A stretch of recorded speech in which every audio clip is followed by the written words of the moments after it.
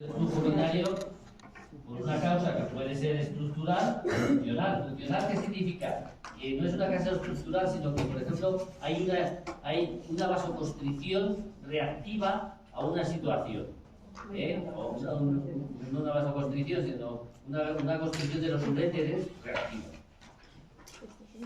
Y entonces hay un aumento de la presión hidrostática, aguas atrás de la orina, y eso iguala la presión de filtración. Y si iguala la presión de filtración, pues entonces lo filtra. Entonces empieza a dilatar, hasta que tenemos hidronefrosis, que es el diagnóstico. Nos va a dar el diagnóstico. Entonces la más frecuente en los varones adultos es el prostatismo, en las mujeres es el cáncer genital, entre estas edades. Y el embarazo.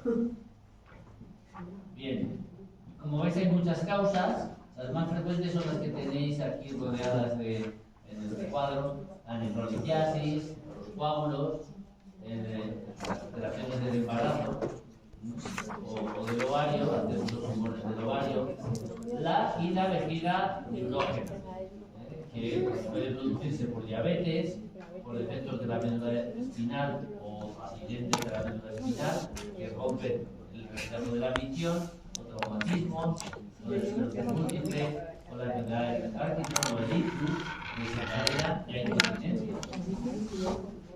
O el cáncer de vejiga, o la estenosis uretral, o el cáncer de próstata, la hipertrofia del cáncer de próstata, que sin duda la hipertrofia prostática en el varón es la causa más frecuente de la prueba diagnóstica por excelencia es la ecografía, porque es indolora, si bien no es la gold estándar, porque no puedo ver en la ecografía dónde está la obstrucción, a qué nivel si está en el uréter, por ejemplo. Entonces, es necesario hacer otra serie de pruebas de imagen, como por ejemplo pues la resonancia o el TAC con la resonancia, o más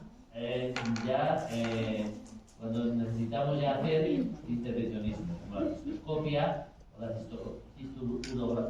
cistografía misional, que se mete un catéter y por ahí se mete el contraste para ver hasta dónde sube, o la uretrografía retrograda. Pero sobre todo la eco, ¿no? Claro, la ecografía vais a tener la mano y probablemente a medida que, igual que vamos teniendo los aparatos de tensión, vamos a tener ecógrafos en los centros de salud. Estoy convencido de eso. Si sigue la sociedad para adelante, es posible que además, en vez de un fonendo, ya os tengáis que comprar un ecógrafo que ya los hay de mano, que por lo menos para el desmontaje, pues, funciona.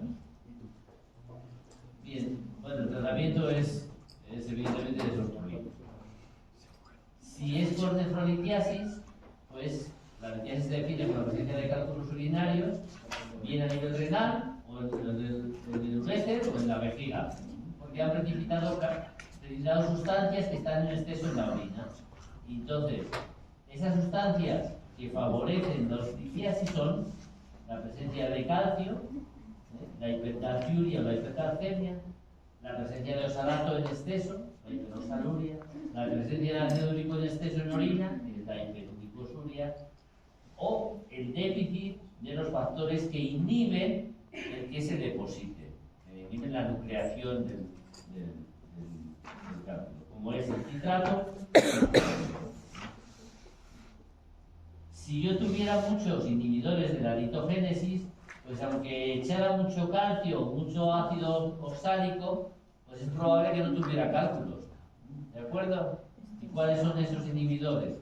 Pues el citrato y el magnesio, por eso cuando están bajos se favorece la presencia de litiasis, el pinofosfato y los piratos, que son compuestos que están sobre todo en los vegetales, sobre todo los piratos.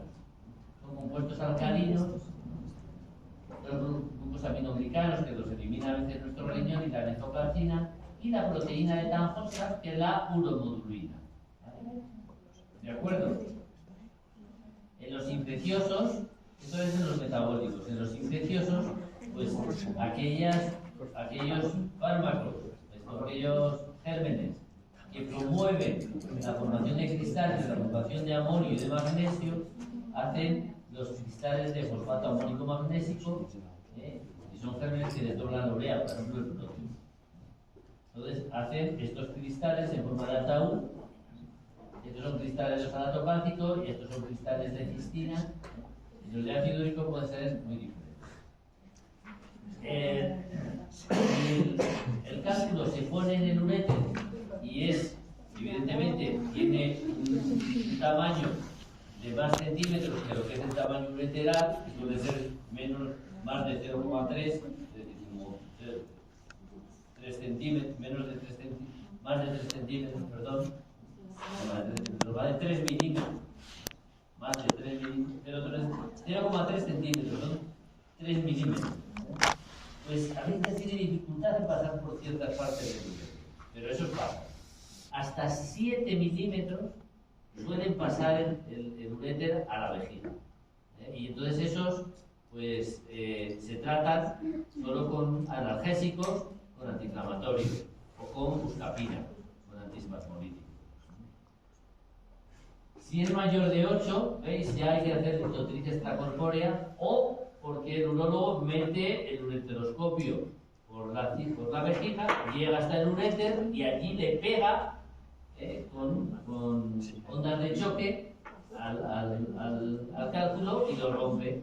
Y entonces al romperlo en trozos más pequeños de 0,3, esos pasan bien y él va eliminando el cálculo. ¿Vale? A veces hay que hacer derivación urológica, poner cateterismos cuando hay anuria o sepsis, porque ubi pus, ubi vacue. Si hay sepsis, es que ahí hay pus, entonces hay que quitarlo. Si es menos de 5 milímetros, veis, tratamiento expulsivo es ingesta líquida, espasmolíticos y antiinflamatorios o corticoides. En cuanto a los consejos dietéticos y los hábitos de vida a largo plazo, pues es beber líquido abundante, más de 1,5-2 litros al día, dietas bajas en sodio, porque cuanto yo menos sodio dé, más se absorbe el túbulo proximal. Si a veces se absorbe más sodio, se absorbe más calcio. Entonces tengo menos calcio en orina, ¿vale? Y entonces eso pues ayuda. Igual que las dietas bajas en proteínas. Si yo doy bajas dietas de proteínas, estoy forzando la reabsorción tubular proximal. Entonces tengo menos calcio distal, que es donde se va a formar el núcleo de calcio. Evitar azúcares refinados y evitar exceso, pero no suprimir el calcio. Que la gente cuando tiene cálculos de calcio dice, yo no puedo tomar leche.